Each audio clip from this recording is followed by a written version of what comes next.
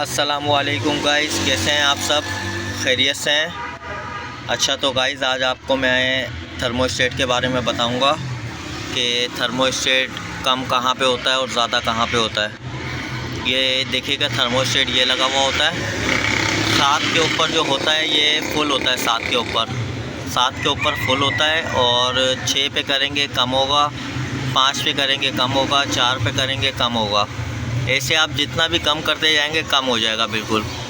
اور عموماً جو سردیوں میں موسم ٹمپریچر ہوتا ہے، ٹھنڈا ہوتا ہے ٹمپریچر، تو عموماً 3 پہ رکھنا چاہیے۔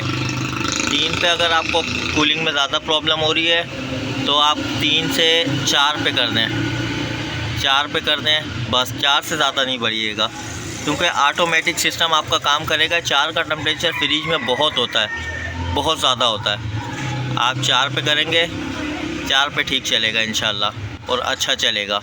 اور آپ جتنا بڑھائیں گے پھر اتنی زیادہ کولنگ بڑھتی جائے گی۔ ٹھیک ہے گائز، انشاءاللہ نیکسٹ ویڈیو میں ملتے ہیں آپ۔